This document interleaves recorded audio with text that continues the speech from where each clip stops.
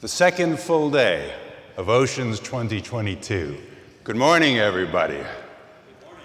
All right, get that cup of coffee, drink that cup of coffee, get another cup if you need to at the break, of course. Yesterday we had a terrific set of technical papers, plenary sessions, and town halls supporting the theme of action through innovation. The exhibit hall is fantastic, drawing from virtually every relevant sector, from academia, from government, from industry. And it's wonderful how all these conference components have come roaring back over this last year. And I was especially gratified that Senator Kaine made a special trip down from Washington to address this distinguished body, so passionately discussing the themes of coastal resilience and sending the message that the efforts and perspectives of this maritime community are heard and appreciated by state and federal representatives. And I immensely enjoyed sitting through the presented papers yesterday, cutting-edge science, technology, and innovation. Oceans has always been about community impact, stewardship of the Earth's resources, but also scholarship, with a proceedings and an association and a pedigree of association, really, with the IEEE Journal of Oceanic Engineering. And one of the highest priorities of IEEE, of MTS, of many of us in this room, is nurturing the growth of early career ocean science professionals. And this is no better exemplified by the Office of Naval Research sponsoring our student poster competition, which we will celebrate with an awards ceremony shortly before lunch tomorrow. And thank you very much, ONR. So on to today's theme, Healthier Together, exploring an integrated, whole of government and community approach to address the myriad challenges of coastal resilience, but also security in the maritime space. Throughout the day, there are 4 tracks of technical sessions, panels and town halls, and networking events in the exhibit hall. And I know everyone is looking forward to the gala tonight at Nauticus, starting at 6:30 p.m. And we will be kicking off this morning with an address from our honorary chair, Dr. Marty Irvine, with Submarine Forces and Naval Station Norfolk. This will be followed by Dr. Peter Adair, representing the Naval Sea Systems Command and the Naval Research and Development Establishment. And then concluding with a panel on the UN Decade of the Oceans. Dr. Martin Irvine, one of our honorary chairs of this conference. You know, a feature of Oceans 2022 is the tremendous participation by the U.S. Navy, with a marked presence by Sublant, Naval Station Norfolk, the Naval Sea Systems Command, and the Office of Naval Research. No one embodies this spirit of collaboration better than Marty Irvine.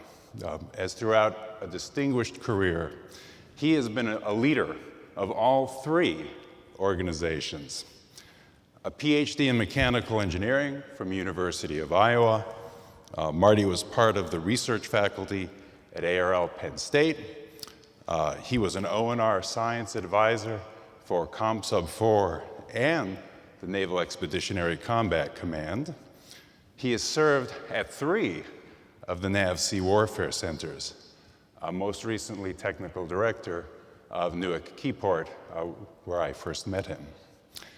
Last year, Dr. Irvine was appointed Executive Director, U.S. Navy Submarine Forces, where he's the principal civilian advisor to the Sub 4 commander on strategic deterrence and undersea warfare. And for this last year, Marty and his staff have been a major creative force in developing this conference. So, without any further ado, Mr. Honorary Chair, I yield the floor to you. Thank you, Dan. I appreciate it. Hey, good morning, everybody. Thank you. There's no need to clap yet. You haven't heard me say anything, so let's hold off on applause.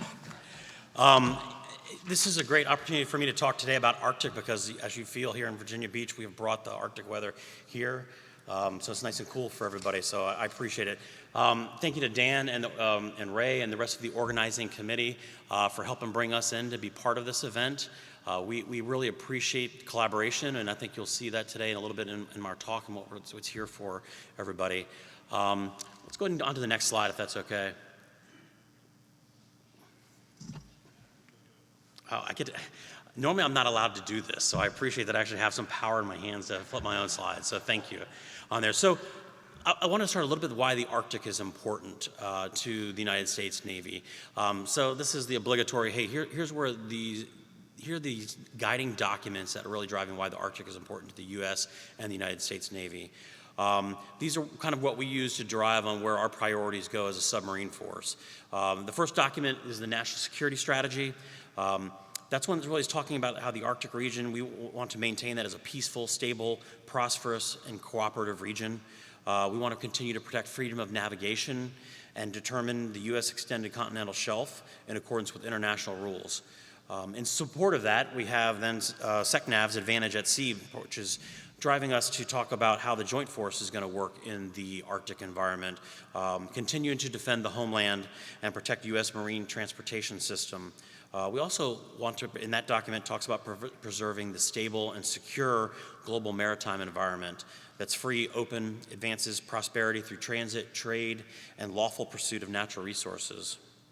And then the final document then is kind of how we decompose now from national security strategy level to these SECNAV level, then now to the Chief of Naval Operations, where the receding Arctic sea ice, as everyone here knows, is creating new opportunities in the Arctic. So that's resulting in increased maritime activity as well as increased competition in that space. So we as U.S. Navy must continue to forward operate in those areas to maintain that freedom of navigation and freedom of transit and trade. Next slide. So, see, this is a great learning opportunity for me this morning. I'll hopefully I'll be trained by the end of the session. So thank you. So a little bit, for some of you may or may not be familiar with what we do within the United States Submarine Force and what our major missions are. A lot of this is through our presence, being forward deployed and being operating in areas that allow us to do our major missions. The first major mission the submarine force provides is strategic deterrence. So this is the ability for carrying 70% of the United States nuclear missile arsenal. It's also the most survivable leg of that triad, so between the aviation-based and the land-based nuclear legs of the triad. This mission is our cornerstone. This is what we do. The next one is anti-submarine warfare. We continue to want to dominate the undersea, and this is important for us as a nation to ensure that freedom of navigation and trade. We don't get back to previous situations where people did not have that. So we're continuing to work in those areas. Precision strike, this is another deterrence capability. The ability to strike at a distance, provide effects, and do it precisely is important. Special Forces, I kind of highlighted at the beginning about partnerships and why this is important, and then this is working with our United States Navy Special Forces is important. We provide them the ability to operate forward, deliver them and other capabilities far forward using our submarines and other vehicles. Coalition theater undersea warfare. This is the broader piece where we work with our partner nations, providing security of, again, more focus on freedom of navigation, freedom of transit and trade. It's important that this has happened in all theaters, not just in the Pacific, but as well as in the Atlantic, and then kind of coming together in that Arctic region now as more transit is happening there. Working with those nations that have equities in the Arctic is important. So we continue to partner with those, to collaborate with our partners on those objectives to maintain and understand that operational environment. And then finally is the international submarine escape and rescue. So submarine operations are very dangerous, very risky by its very nature. And we support all the submarine forces across the world in case of an untimely accident, something that did happen, being able to go in and rescue their forces, and provide support in those unlikely events. So we continue to work on driving safety and security in submarine operations, and key piece of that is the rescue operations. But underpinning this all is a deep understanding of the undersea environment and how we operate within it. And that's where the collaboration here within the scientific community is really important, is understanding that and how we can operate within there. And understand the basic science that then leads then to the application of actually operational. See, I already learned how to do my own slide. Excellent. So what's some of the challenges happening here? So as the Arctic sea ice has been decreasing now, this has created additional opportunities for other nations to expand their presence there as much as anyone else, as well as trade, and going around the top is now a more likely and possible option. So it's becoming increasingly apparent to us that competitors such as Russia and China, they desire to influence the international norms and alter the behaviors of our allies and partners in the Arctic and other Arctic-focused countries for their benefit. Russia and the PRC have made their intentions for the region clear through their promulgation of strategic documents that underline their commitment to the Arctic. The Arctic is top priority for Russia. Russia's aggressively pursuing capabilities and operating their forces in the Arctic region. They're going to continue to enhance their military capabilities and develop the region's resources, and they're also looking to expand their capabilities in that area, which potentially puts trade and navigation at risk for North American allies. As well as China, they have declared themselves as a near Arctic nation. They're continuing to work towards getting a foothold in those northern latitudes. They're consistently doing their work in scientific studies in the Arctic as well, just like we are. So they're continuing to pursue those types of things, as well as pursuing their Belt and Road, as well as the Polar Silk Road options for continuing to dominate the economic trade that goes on through those regions. So a little bit, this talks about the renewed push to the Arctic. It seems like every few years we keep talking about this, but I think it's kind of coming to that forebear. While others are renewing their push to go to the Arctic, the U.S. Navy submarine force has been in the Arctic for almost 65 years. We've never really left either. We continue to operate there and have and will continue to do so. We send our submarines there not only to prove that we know how to operate and navigate in that area there, but to really partner also with the scientific communities so we can conduct this type of research that needs to be done in that area. It's a difficult and challenging area to get to. Not everybody has the ability to access that through normal means, and the submarine force can provide that link to do that. And this is not only to benefit to the just U.S. Navy, but more towards worldwide academics as well. It's not solely for us. So how do we do that? So part of that we do is we host a biannual exercise called ICEX. So you can see here where we've come through the ice, and then started back here in '59, and then most recently back earlier this year, where we conducted ICEX 2022. So this is a great opportunity for the scientific community to partner with us, as well as train along with our forces as we're operating, to understand how we operate and understand where are the opportunities for collaboration. A couple great things that we continue to work on is ice thickness, understanding that, as well as just general environmental modeling and understanding of both the sea and the air and sea-water interface as well. Typically, we have about 30 partners that come with us across military, government, academic, and private organizations. So all great presentations always have video or something that's moving to keep people awake on there. So we have a video of our most recent ICEX, so let's go to the next slide. Here's the video.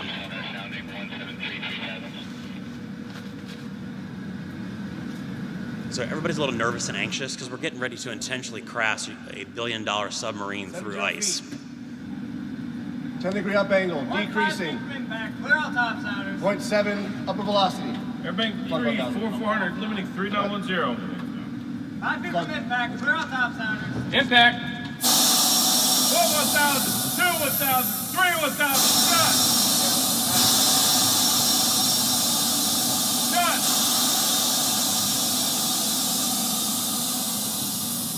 Breakthrough.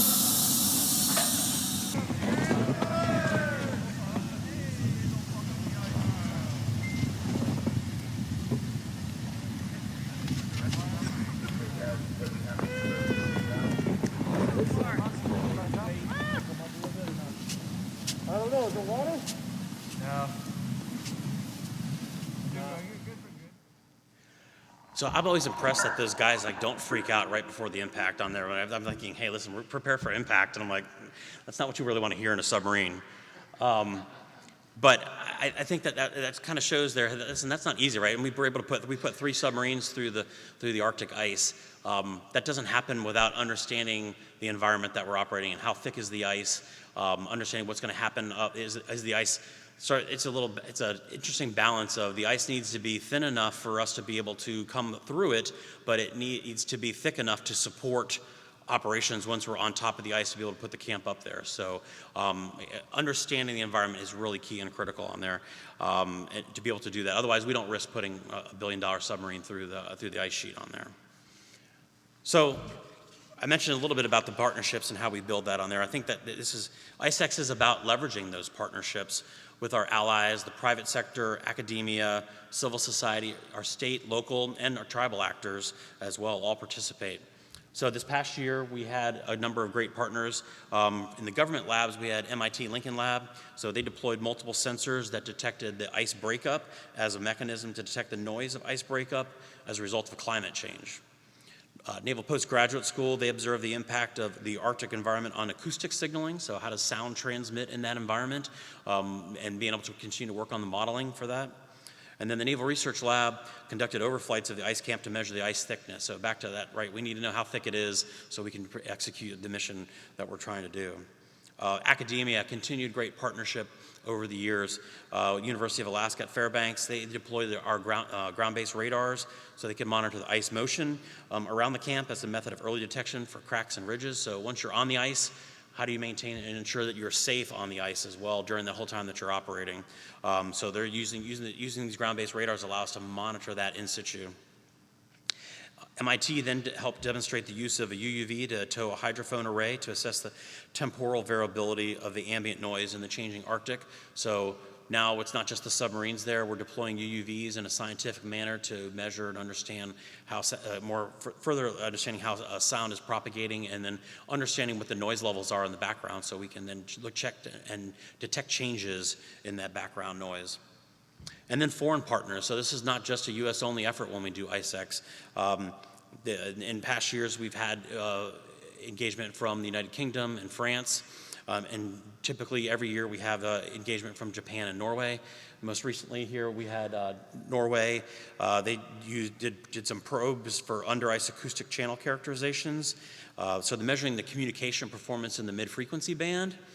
And then looking at modulation schemes over across that, so with the long-term goal of establishing a robust Arctic communication system, right? So there's not much infrastructure in the Arctic currently on there. What can we put in there that would potentially allow us to have more robust communications and capabilities in the Arctic? Japan, so their Agency for Marine Earth Science and Technology, they deployed an ice-tethered buoy. This was equipped with oceanographic instruments that were continuing to looking at the ongoing environmental change in the Arctic, and also looking at the biodiversity piece, right? So it's not just on acoustic propagation and ice, which tends to be a lot of our focus on there, but we're also looking at how biodiversity is being impacted and affected by climate change and other operations in the ice area. So also looking at sea ice ocean interactions and what's happening in that region too. So strong partnership with our foreign allies as well. And then kind of the bumper sticker on here kind of talks about, this is one of our primary advantages here is this ability to partner in the Arctic with with a diverse set of partners and allies, right? So not just our government labs who tend to be the core of what we're doing, but academia and our foreign partners are really important, as well as industry. Industry has a role where they're able to come as they're doing sensor development, those types of things. There's room to play.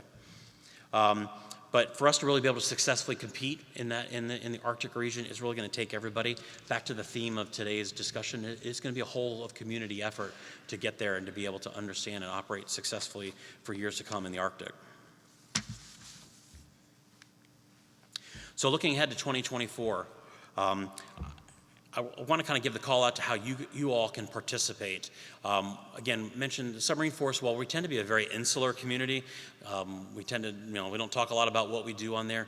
We are very strong and collaborative with our partners in all of the aforementioned groups between government, military, academia, industry, and our foreign partners. So we're always looking for new partners to come in and bring your guys' capabilities into the fold here. So.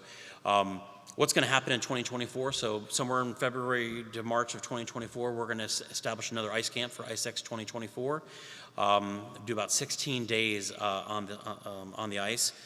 This is going to be a drifting ice camp, so we'll be deployed in the Beaufort Sea somewhere, and we'll be supported via a temporary logistics center back in Dead Horse in Alaska. If your organization has interest in participating in ICEX 2024, please reach out to my science advisor, Mr. Tony Bausis. He's not here, unfortunately, this week. He apologizes, but his contact information is here. Please feel free to reach out to him if you've got some ideas or things that you're interested in doing. There's a participation request form, basically, hey, here's what you're interested in doing. Provide a quad slide on your idea of what you're interested in studying. And then how are we going to evaluate these projects, right? So we can't bring everybody. Honestly, the logistics are challenging in the Arctic, but we try to maximize what we can do, and part of that's based on, well, what's the value of the science that people are going to be bringing to the demonstration in ICEX 2024. So back to that second slide, we talked about the strategic objectives. I think all of those things are available for you all to read. They're in open source distro A type of documentation on there that you can figure out how to align your work and interest areas to the strategic requirements and objectives for the Navy, the DoD, and academia. And just really we need to know why does it matter what you're doing? Why is it valuable to the United States Navy, to the United States, to the international communities as well? So we need to understand your personnel and logistics requirements. So we need to know kind of what your footprint needs to be. Like I said, we'd love to have everybody, but it's just not realistically possible. So you got to think lean and mean. How can you be focused on who do you need to bring and what's really important to execute your experiments? And then environmental compliance restrictions, right? So Navy is a strong proponent of being symbiotic with our environment and taking care of our environment. So it's important that we are meeting compliance regulations for operating in the Arctic. And that goes for anybody who's partnering with us in the ICEX events. Good news is deadline for submissions is November 18th, so you guys have about a month, and I guess it's exactly a month, to get after this and look at some ideas. But I encourage you all, if you are interested, please reach out to Tony. He can kind of help you navigate through the process, but also talk to you through some different ideas. If you're bringing something new, if you haven't participated in ICEX before, he can help you through that. He can also connect you to some other people in that space that may be able to help you work through your ideas. So there's some time to do that here in the next 30 days or so. And in closing, before we get to some questions, I kind of just want to go back to, there's actually a national strategy for the Arctic region. And I felt there was a really strong quote in there that kind of just summed up the theme for today and what we're looking for and how we can be better partners here. That the United States seeks an Arctic region that is peaceable, stable, prosperous, and cooperative, realizing our vision during this dynamic and challenging period will require U.S. leadership at home and abroad. However, the challenges and opportunities in the Arctic cannot be solved by national governments alone. The United States will need to strengthen and build on coalitions of private sector, academia, civil society, state, local, tribal actors, and encourage everybody to harness innovative ideas to tackle the challenges that we're going to face as we continue to increase presence in the Arctic. It's going to take a whole of government and the whole of the oceans community approach, and it's really an imperative that we move forward at this point together to solve this here. So without any further ado, thank you very much, and I'm stand by for questions.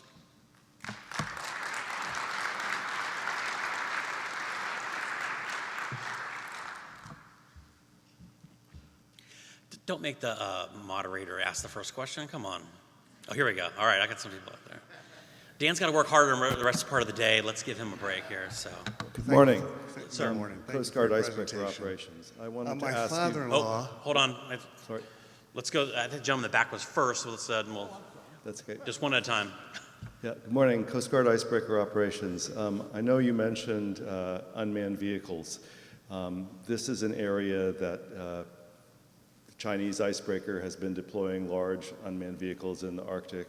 And I wondered if you could comment. I've worked with the Navy on some of their unmanned system strategy. The Coast Guard has an unmanned system strategy document that Admiral Fagan will be signing shortly.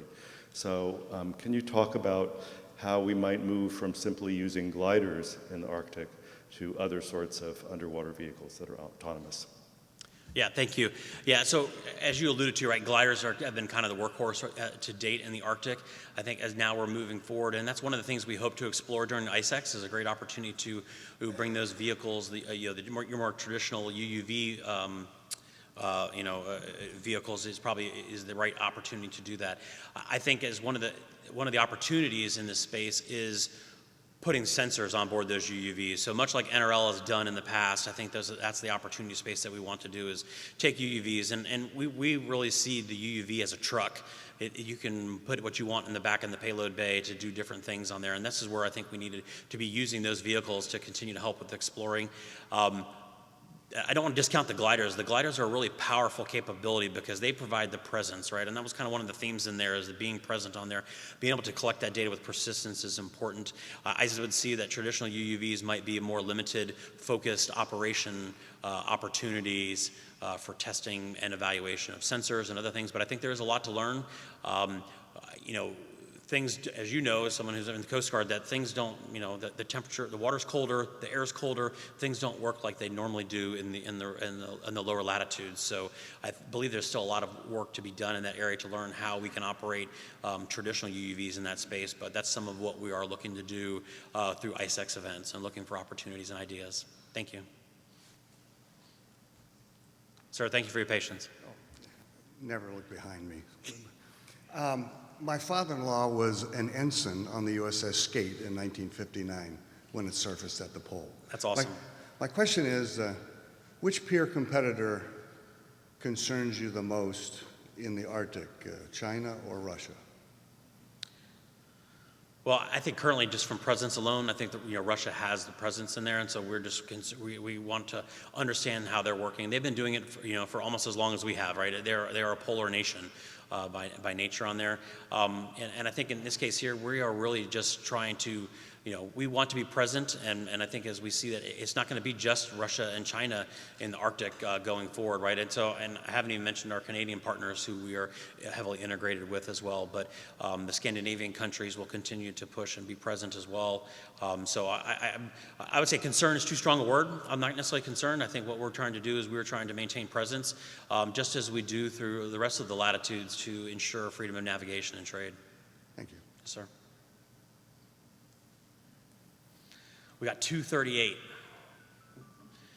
I can talk really fast, so we can probably knock out 4 or 5 more questions if we want to. Yeah. Oh, all right, just one. Sorry. Okay. How fast? We'll go. Lightning round. Sir, does the Arctic strategy include only areas under ice or everything north of the Arctic Circle? So my understanding is everything north of the Arctic Circle. I think the focus tends to be on the ice area, where the ice sheet is. But as that ice sheet is diminishing and breaking up, I think we're going to see more mixed regions. It's not just cold water. It's going to be mixed region of ice, detached ice flows, as well as larger sheet pieces on there. So, but that's key. I think that's back to the science piece in all this of what we need to do. We need to understand operations in there as as we're developing our next generation icebreakers for the U.S. and how what is the impact on there, and at what point could we take traditional shipping? Would we be able to move them and have them operate in the Arctic? I think those are questions that still need to be answered, and we're looking for help in those areas.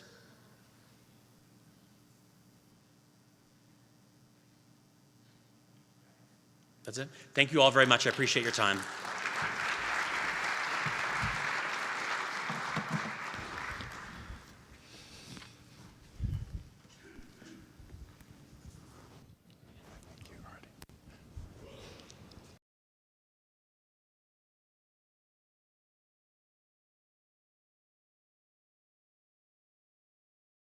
And thank you so much for the engagement of you and your staff this last year. So our next speaker also has had a tremendous impact on this conference. So, as you walk through the hallways and the exhibit hall, you may notice a very large presence of the Naval Sea Systems Command warfare centers, from subject matter experts to chief technology officers to a booth in the exhibit hall. You may also notice that there is an especially large NAVSEA presence from the Naval Surface Warfare Center in Panama City, Florida. And this is due largely to this lab's historic emphasis on science and technology. The person who leads this organization is our next speaker.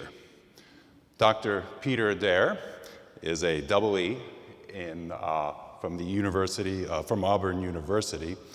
He came to work at that NAVSEA laboratory in the 1990s, and he basically followed in the footsteps of his father. I believe between the two of you, you guys have served the warfare centers for probably about half of the existence of this laboratory. Is that correct? Yeah. Peter was a technical manager for a number of programs that transitioned into the fleet. He took on leadership of branches and divisions in tactics and analysis. In the late 2010s, he was NAVSEA's Mine Warfare Director, and in 2020, he was appointed the Technical Director of the Naval Surface Warfare Center in Panama City, where he serves as the Navy's Chief Executive for R&D, through transition, through fleet support of a variety of littoral warfare technologies, of which you're about to hear about shortly. So, ladies and gentlemen, Dr. Peter Adair.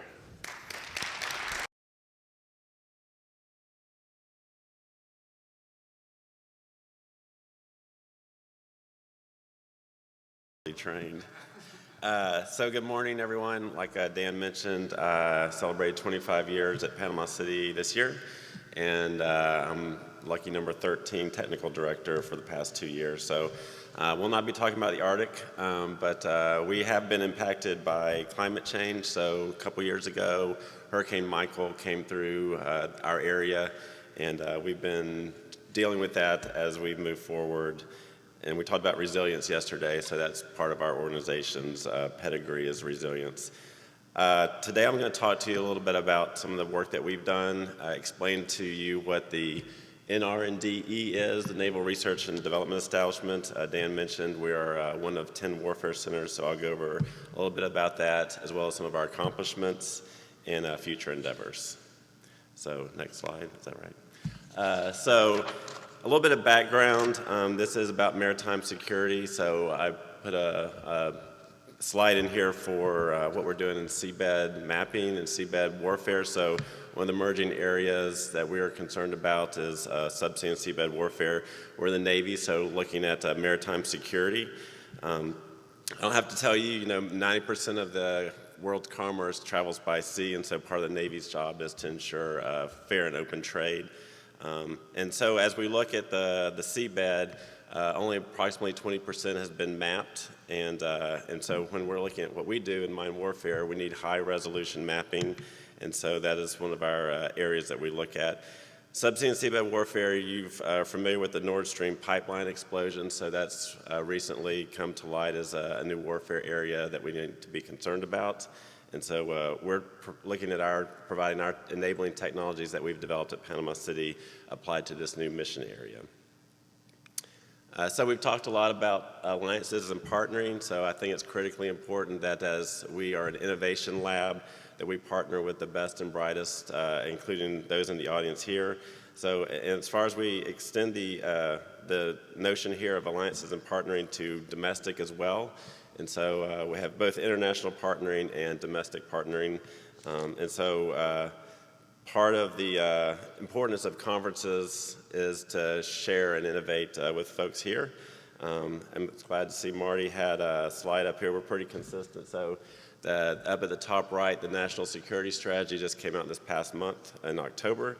And so we've been going through that. And part of that is, as was mentioned with Secretary Austin, integrated deterrence, and so that includes integration across domains, across regions, across the spectrum of conflict, and across U.S. government. So again, we have NOAA here, NASA, and I think that's was implied to be across the different departments, but really across the different organizations that might provide technology to support that.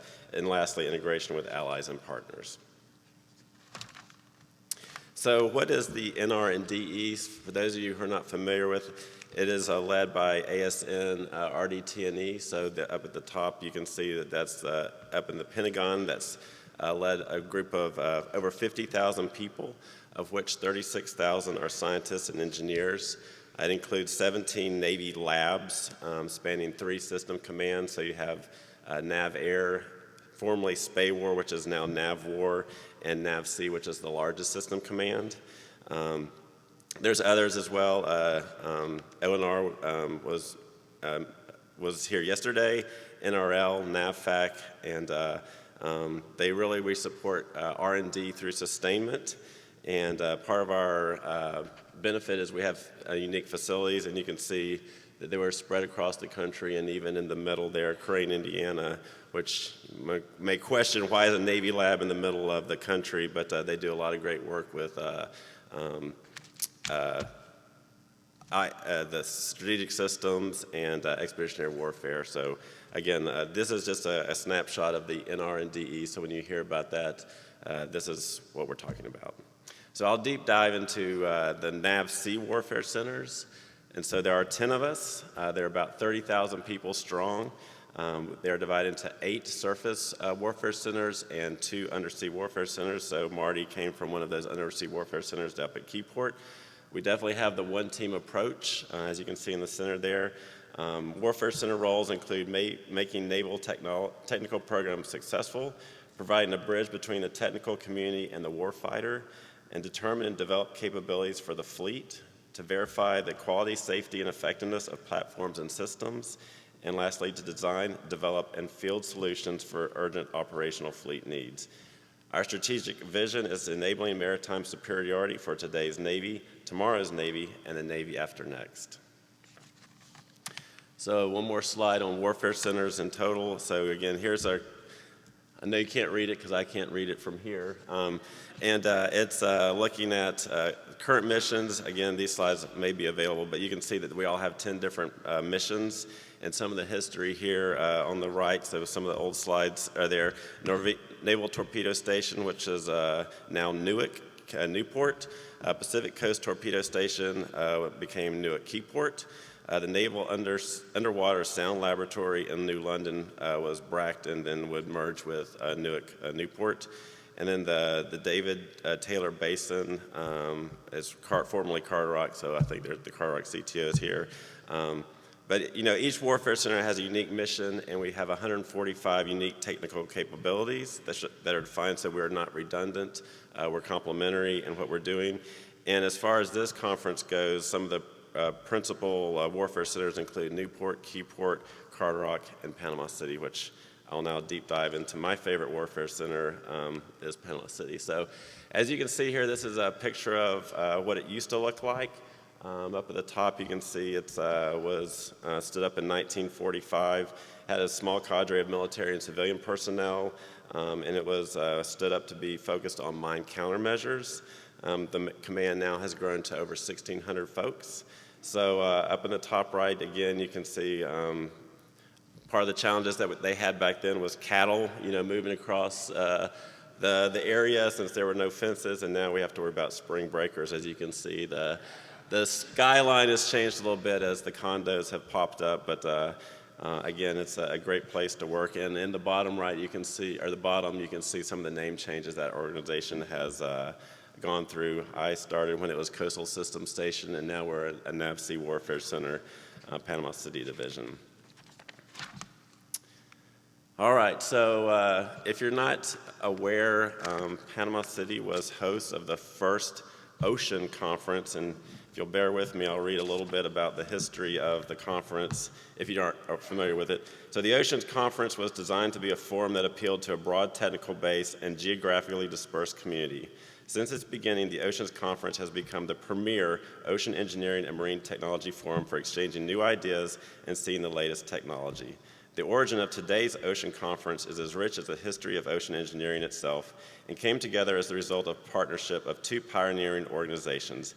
In 1963, in the aftermath of the tragic loss of the nuclear submarine, the USS Thresher, a newly minted professional organization, the Marine Technology Society, was established to create a forum for engineers, scientists, and practitioners to share their developments and discoveries in ocean technology.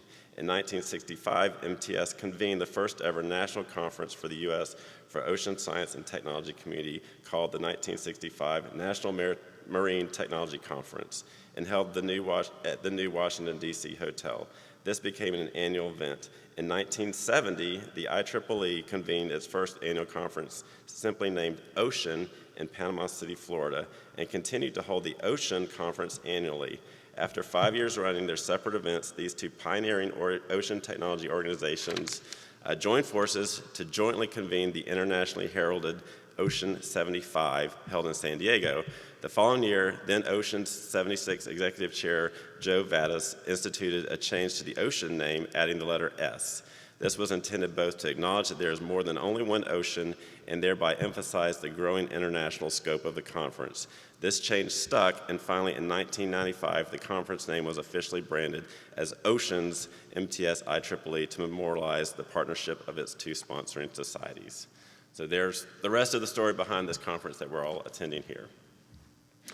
All right, so on to Panama City and the vision, mission, and capabilities. So again, our vision is ensuring warfighting dominance in the littoral battle space. And in order to do this, the mission is of the Naval Surface Warfare Center Panama City to conduct research, development, test, and evaluation and service support of the areas here. And as you can see, over the years, starting at the top, mine and mine countermeasures. Although we originally stood up to support mine countermeasures, in the 90s, there was an organization called White Oak.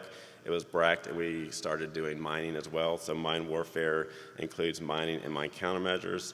Later, we started doing diving and life support, and then moved into naval special warfare, and finally amphibious and expeditionary warfare. And we continued to do that. And in FY19, we looked at what our strategic campaign plan should focus on, and we started looking at subsea and seabed warfare, as I mentioned earlier.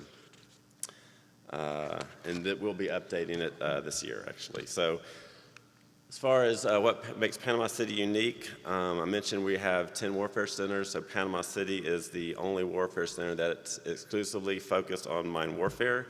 We do partner with our other warfare center teammates to support this mission. So we also support the Mark 18, so a lot of work in UUVs, and that is a true collaboration across the NR and DE. We do diving and life support, so the Mark 18 underwater breathing apparatus is shown up in the upper right. We're actually a center of excellence for diving in that we do R&D with diving. We also have the Naval Experimental Diving Unit at Panama City, as well as the dive school, so from cradle to grave with diving systems. The Fanslaw coil there is a non-magnetic facility. Actually pretty much survived Hurricane Michael, so it's well built. I guess they don't build these things like they used to, but it is a all wood facility, no nails, no metallic sources. So we do magnetic characterization of sensors in that special building. The SEAL delivery vehicle, we're the in-service engineering agent and R&D TDA, technical direction agent for the SEAL delivery vehicles. We also are, you see that on the, you had a pointer here, I guess. There we go. So the air cushion vehicle, LCAC. We're also ISDA in-service engineering for that. In the center there, the Sea Fighter is a ship that's sponsored by Office of Naval Research. It's a great surrogate platform. It mimics what we do with a littoral combat ship. It actually rode out the hurricane in the bay, so they weren't able to get underway and out of Panama City. So the captain, the pilot, and co-pilot navigated the bay back and forth during Hurricane Michael, which was pretty interesting. And the last thing, really what makes Panama City the most unique is a Gulf of Mexico test range. So we have a lot of open area there to do testing of unmanned systems, partner with our friends over Mississippi as well, sharing that resource.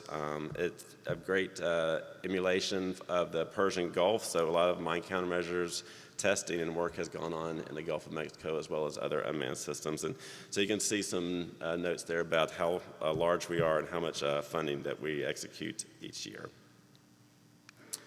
All right, next slide. So when we talk to other folks who don't speak mine warfare, we have this slide here to show some of the technologies that we're focused on. A lot of them related to what we've talked about here already this week. So signal processing, we have AI, ML, autonomy, and Dan Sternick's a lot of focus on ocean sciences and sensing. Since we do have other mission areas, some of these other ones are more applicable to the other missions that we support.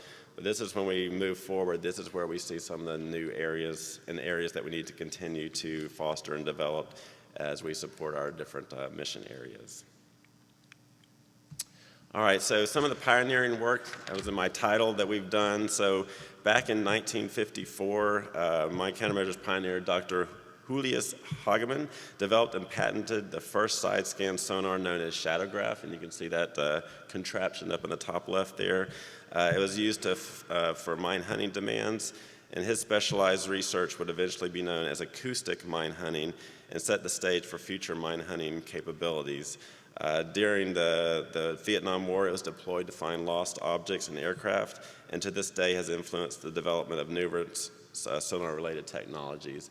And as you move forward across the screen there, you can see the EOD, Explosive Ordnance Disposal Group, utilizing synthetic aperture sonar UUV, so we've played a hand in that.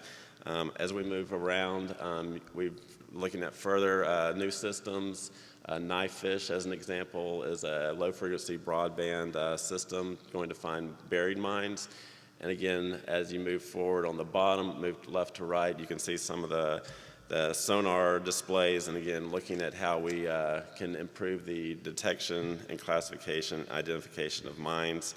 And again, as we move forward, untethered neutralization systems, so which we find the mines using a UUV to neutralize those mines as well.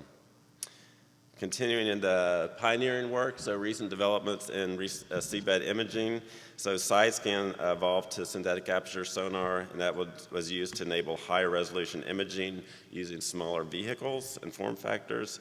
Panama City was involved in some of that, which requires precise positional information for the UUV. We also spearheaded circular SAS. So for those who are not aware, the bottom can be pretty challenging to image a target with electro-optic, and that's what we've been using recently is laser line scan or cameras. And so this new technology will enable us to find those bottom objects using acoustics, which can penetrate some of that bottom layer. So we spearheaded the circular SAS to provide these ID quality images, and you can see some of those in the upper right there. So that circular SAS provides some tomographic information. As we move forward, or down to the bottom there, that is also dual frequency, so we can get higher resolution imaging as well as low frequency, provides some structural information of the targets that we're looking at. And in the upper right there, automated change detection. So again, if you have survey information, and we can go back and see if somebody's put something there different. So in a mine, for example, we use that automated change detection technology for that. All right, one more slide on imaging. So this is automatic CSAS image captioning. So the importance of this is as you get a lot of information, you think terabytes of data, it's beneficial to have a system to go and catalog and characterize the image without operator having to sit through this large information set. So this provides a taxonomy for the data, and so Dr. Tori Cobb yesterday was talking about the image for AI ML to train the algorithm. So this is a technique which would allow the system to provide information on the target, the sediment type, as well as the color category. And this, again, would be used for AI ML and some of what we've been doing in Panama City in support of ONR. So Marty mentioned no good brief is without a video, so I have two, Marty. Before I start the next one, because I'm not sure if it's going to click on when I start it. So just a little bit of background for mine countermeasures. So traditionally, when we conduct commission, we're trying to do this as quickly as possible and sample as little of the environment as needed in order to do that quickly. And so traditionally, we do a planning side, so we have a system go out, run tracks, sampling the environment, but we have to assume we know what the environment looks like, so those tracks are based on what the environment we think is going to be. We then take that data back and do what's called post-mission analysis, and then we go out and ID that data. So if you have a target set, we have something that looks like a mine, but it could be a rock, so we go back and do further characterization. So as you can imagine, usually the timelines are for as long as the system is out, it takes that long to do post-mission analysis. If you're trying to get through the Straits of Hormuz, as an example, and do that quickly, that can be very time-consuming. So what we've been focusing on is autonomy and speeding up that timeline. So I give you that as background for the video here. So imagine, so this is EOD group has sent out 2 UUVs. They've deployed them. They're running tracks based on what they think the environment looks like. And so as one is running tracks, surveying the environment, they communicate acoustically to another one that's loitering, as you can see, spinning circles up there. And they feed it and say, hey, I found something, let me go investigate it. They run a star pattern, which in essence gets you a better picture. Now keep in mind, this is not a simulation. These are just a reconstruction of asset posits. So this is just to show you that, you know, even though this was, I think, 3 years ago, we do have the capability to do autonomous operations as these UUVs collaborate together, and then they did a loitering pattern for some reason just to demonstrate that. But again, this is demonstrated maybe they're dancing over there, I'm not sure. But this is a demonstration of autonomy is real. Ideally, the sensor would be able to determine what the environment looks like, so they could adjust the track patterns. So they communicate with each other. Ideally, in mine warfare, you come back with a contact list and not post-mission analysis data to look at. But this is a demonstration of the autonomy that Panama City and others have developed to speed up the mine countermeasures operation. All right, that's I think enough of that. So you get the picture, if I can go. All right. So that was my first video. I saved the best for last. But so this slide is just to show you that Panama City has been involved with unmanned systems for a long time, dating back to the 1960s when we were using drone boats in the Vietnam War. That has matured over time. I think I was a boat rider in this one right there when I first started back in the 90s, so an unmanned influence sweep system. But we've involved in all areas of unmanned systems work, including underwater vehicles, unmanned surface vehicles, and unmanned ground vehicles, again, partnering with some of our other Warfare Center partners. And you can see some of the focus work on the left there. But I guess the bottom line is we've been doing unmanned systems for a long time, and we'll continue to do that, maybe even in the Arctic, Marty. So. All right, so my next slide is something called tech bridges. So I think there was a question yesterday about how industry can partner with warfare centers and others better. And so Naval X at ONR has stood up tech bridges. I think we were one of the last tech bridges stood up, so I think there's 14 tech bridges around the country. We are involved with a Gulf Coast Tech Bridge, so it's a regional partnership. I think I saw Bill Burnett was here, and with CINMOC, NRL South, and Panama City. So we established it in December 2020. We've been actively involved, and I'll have a few more slides on it. But for us, each tech bridge has a unique contribution to the mission. Ours is full spectrum support of acquisition lifecycle, which basic research, which is NRL and Panama City, up to operations and in-service support. We have world-class test ranges, so I mentioned the Joint Gulf Coast Test Range is a unique asset. And we're looking from subsea to space for this. So Naval X stood up in, I think, 2018. It's focused on the culture through empowerment, inspiration, and as they mature. So in this year, it's more focused on broad collaboration, focused on capability development and transition. So again, before it was more of meeting people, and now it's focused on delivering products. So their mission as they move forward is to empower the naval workforce and execute innovative operations to rapidly deliver high-impact capabilities at the speed of relevance. So for our tech bridge, this is kind of an overview. So again, the three partners, the mission is accelerating solutions to the Navy's coastal science and unmanned systems challenges through partnership and innovation. And so we have strategic focus areas of leading regional technical development, strategic alliances, accelerating solutions, and amplify the impact. And so, as you can see, some of the descriptions there on the right for how we're going to enable that. All right, and then last slide on, I got 2 more slides on TechBridge. So mission and innovation pillars, so focus again on AI, ML, unmanned systems, geospatial data science, and sensing and prediction. So it's a mix of mission areas from the partnership organizations, which I previously listed. Now my next slide, last slide on the Gulf Coast Tech Bridge. So some of these, since we stood up some of the highlights, we're unique in, again, that this is a regional tech bridge, and so we've been really creating a Rolodex of folks in our area who have interest in providing technical innovations to our mission areas. We've also been working with Naval Postgraduate School, and so mentoring them as well. Also, as we move to the top right, NOAA and Navy. So C-Note stands for Commercial Engagement Through Ocean Technology. We're working with them. C-Note actually directed NOAA to coordinate development of unmanned systems with universities, the private sector, and the Navy. So we've been actively supporting that. We have our first partnership intermediate agreement with MSET over in Mississippi.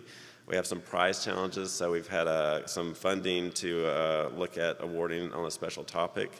And then we've also had a regional day, industry day, with some of interested small businesses and in our technical area.